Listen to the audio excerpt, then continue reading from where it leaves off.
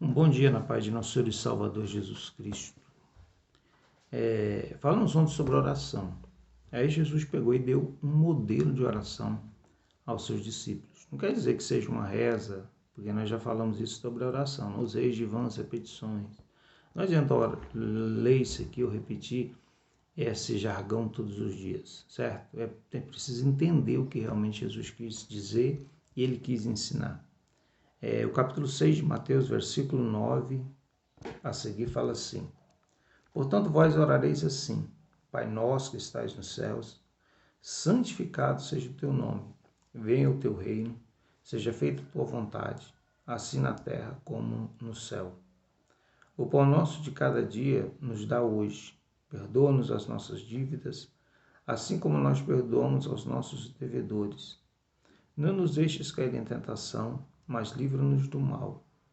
Porque teu é o reino, e o poder, e a glória para sempre. Amém. Pois se perdoardes aos homens as suas ofensas, também vosso Pai Celestial vos perdoará a vós. Porém, se não perdoardes aos homens as suas ofensas, também o vosso Pai Celestial não perdoará as vossas ofensas. Jesus aqui deu um modelo de oração. Seria o que? Um esboço, onde nós colocaríamos as nossas palavras, o que nós devíamos fazer para que o nosso ministério de oração tivesse um efeito positivo e ele fosse produtivo. A primeira expressão fala assim: portanto, vocês orarão assim: Pai nosso que está nos céus, santificado seja o teu nome. Eu vou devagar aqui, mas eu quero parar para meditar com você nessa primeira expressão: Pai nosso que está no céu. Essa pequena frase, ela encerra uma grande verdade que nós, como cristãos, que fomos chamados e hoje fazemos parte do reino de Deus, precisamos compreender. Existem pessoas que até vêm para a igreja, mas nunca vieram para o reino. Existem muitas pessoas que até acham bonito a fé dos crentes, mas ele nunca consegue praticar essa fé como ela deve ser praticada. Quando a expressão diz Pai nosso que estais nos céus, a primeira ideia que nós temos é de reconhecimento. Primeira coisa, nós precisamos reconhecer quem é Deus, a sua grandeza e a sua soberania.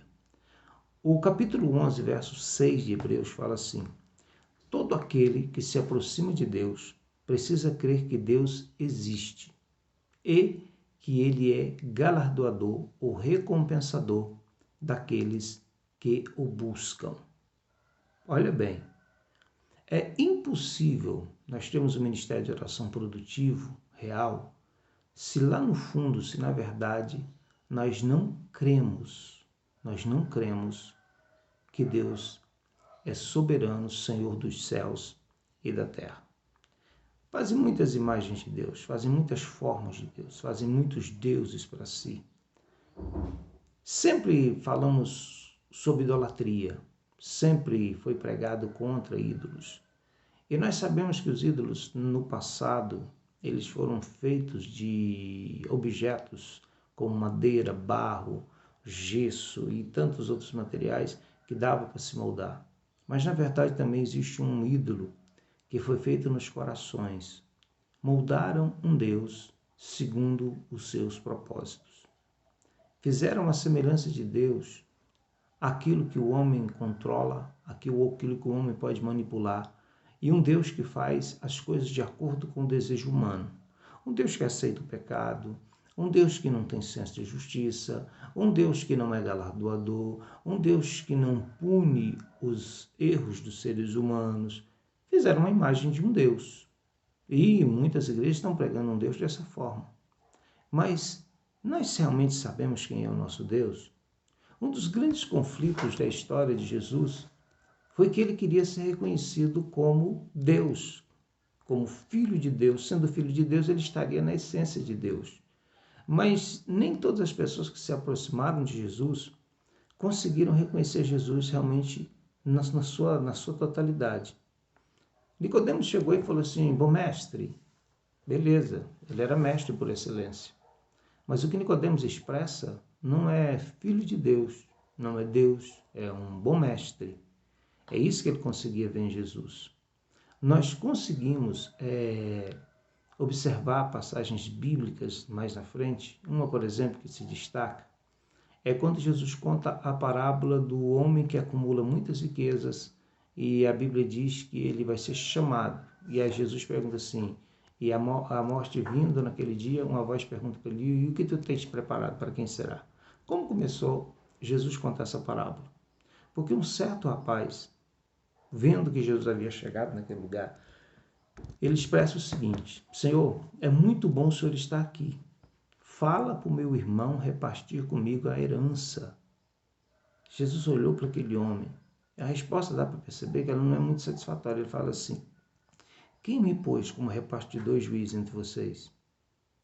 Dá para perceber que Jesus não gostou da abordagem. Dá para perceber que Jesus, ele não queria ser reconhecido como alguém que tivesse um poder sobre as pessoas, de convencê-las por coisas materiais. Não era o objetivo de Jesus na Terra. Jesus queria ser reconhecido como Deus que ele era. Certa ocasião, ele pergunta aos seus discípulos: quem dizem os homens que é o Filho do Homem? Quem diz quem sou? Alguns dizem assim, alguns dizem que tu é Elias, outros dizem que tu és Jeremias, outros dizem que tu és até João Batista, que é dos mortos. E ele fala assim: tudo bem, esse é o conceito dos homens lá fora, mas vocês, meus discípulos, os que me servem, os que fazem parte do meu reino, quem vocês dizem que eu sou? Pedro, ele se adianta aos outros e fala assim: tu és o Cristo, o Filho de Deus. Quando Pedro dá essa resposta, ele recebe também um elogio de Jesus. Fala assim: bem-aventurado és tu, Simão Bar-Jonas, porque tu não revelaste o homem, mas tu revelaste o meu Pai que está nos céus. Olha bem, essa expressão dá-nos a entender que Jesus ele quer ser reconhecido como ele é. Agora eu vou te perguntar, quando nós nos colocamos em oração, que nós falamos a nossa oração, nós estamos fazendo isso porque temos hábito de orar ou porque nós realmente reconhecemos a grandeza do nosso Deus? Nós hoje confrontamos com vários tipos de teologias que foram disseminadas dentro da igreja. Existe uma teologia chamada confissão positiva. Ela é importada dos Estados Unidos. É de onde veio toda essa balela de declara isso, profetiza isso, Jesus é o dono da cidade, Jesus é o dono do país, Jesus é o dono do Estado. De onde veio tudo isso? Certo? Chama-se confissão positiva. A confissão positiva vai dar no seu bojo uma coisa boa. Eles trabalham muito a questão da fé. Só que a fé se torna Deus. É o problema. Não é Jesus que é exaltado, porque apesar de ele fazer os milagres, mas a fé ela é altamente destacada e ela acaba sendo o centro das atenção. Isso se torna perigoso, porque nós desviamos a atenção do verdadeiro Deus. A fé é o elemento pelo qual nós devemos alcançar Deus. A fé é o elemento que nós devemos alcançar o nosso contato com o nosso Deus. Agora a expressão é assim: Pai nosso que estais no céu. Isaías falou assim: assim como o céu está mais alto que a terra, assim os pensamentos de Deus são mais altos do que os nossos pensamentos. Assim como o céu está distante da terra, assim Deus está acima de tudo que nós podemos crer, esperar e de que nós somos. O que Isaías quer nos revelar é a grandeza de Deus. Deus não se mede com os homens. Se nós tivermos essa visão medíocre que as pessoas tiveram de Jesus ao longo da sua vida, olha bem, nós não vamos conseguir ter um ministério de oração genuíno. Nós não vamos conseguir ter um ministério de oração que realmente seja frutífero. Porque se nós orarmos para Deus achando que Ele é um homem, se nós orarmos para Deus achando que Jesus é simplesmente o homem extraordinário que viveu nessa terra, como tantos pensadores pregaram e acreditaram, nós estamos orando para quem? Na verdade, Jesus morreu e ressuscitou. A Bíblia diz que Ele está sentado à destra do Pai.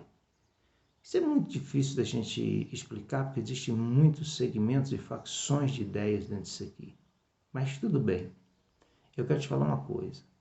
Você crê realmente que Deus é Pai e que o nosso Pai está no céu? Você vai dizer, pastor, mas ele disse que estaria conosco. Tudo bem, ele disse que estaria conosco. A Bíblia diz que a glória de Deus enche todo o universo. Deus está no céu. Mas Deus nunca abandonou seus filhos, nunca abandonou, nunca deixou de estar presente conosco. Tanto é que Jesus falou assim, que eu irei ao Pai e Ele vos mandará outro Consolador para que esteja convosco. Ele estará convosco e Ele habitará dentro de cada um de vós. Deus está muito mais perto do que parece às pessoas. Mas o segredo do nosso ministério de oração, o segredo de nós alcançarmos a Deus, é justamente se nós conseguimos entender a grandeza dele. Existe essa teologia nova que surgiu no mundo, que se espalhou pelo mundo, dizendo que nós podemos dar ordem aos céus. Nós podemos dar ordem para Deus. Faz isso não. Vai do contexto que nós somos servos. Vai do contexto que nós precisamos servir a Deus e servir a Jesus. E para nós sermos bons servos, nós precisamos entender que o nosso Deus é Senhor. Ele é Pai. Quando fala que Ele é Pai, fala do amor, fala do acolhimento. Fala que Deus ele está próximo, que Ele se une a nós pelos laços de paternidade. Ele fala assim, se vocês sendo maus, sabeis dar boa coisa aos vossos filhos, quanto mais o vosso Pai Celestial, Ele vos dará o Espírito Santo, Ele vos dará Ele mesmo, Ele estará habitando em você. O primeiro passo para o ministério de oração é dobrar os joelhos, reconhecendo que Deus é Pai, e que nós estamos diante de Deus não é porque nós merecemos. Nós estamos diante de Deus porque a misericórdia dele é imensa. Nós só podemos entrar diante de Deus porque Jesus morreu na cruz e nos abriu esse caminho, nos deu acesso ao Pai, acesso ao trono. Hebreus fala assim, que agora nós podemos entrar com ousadia no Santo dos Santos, por um novo e vivo caminho que nos foi consagrado através da cruz. Mas tenta receber o sentimento que eu quero lhe dizer. Como eu vou orar a um Deus que eu não consigo reconhecer a sua grandeza? Os mormons, eles trazem Jesus ao nível do homem. Está errado também. Nós devemos entender que o nosso Deus é soberano, Senhor, Criador dos céus e da terra. Todas as coisas que existem, o infinito do universo que existe, são obra das suas mãos. E se nós pararmos para pensar desse jeito, nós vamos ter muito mais confiança de nos prostrar diante desse Deus para falar com Ele, sabendo que realmente Ele é excelso, soberano, extraordinário, acima de todo conceito humano, e nós não podemos controlá-lo. Por isso é que nós somos servos. É por isso é que nós somos chamados para ser filhos de Deus, porque Deus é o nosso Pai. É isso que você consegue pensar? Ou talvez você consiga ser melhor do que eu estou explicando. Tudo bem. Mas se você não consegue ver Deus na sua soberania, na sua paternidade, esse ministério de oração não vai ter um efeito positivo. Ore a Deus, fale com Ele. Saiba que Ele está acima de tudo, de todos, e Ele pode sim intervir na tua vida e te abençoar. Que Deus te abençoe, em nome de Jesus.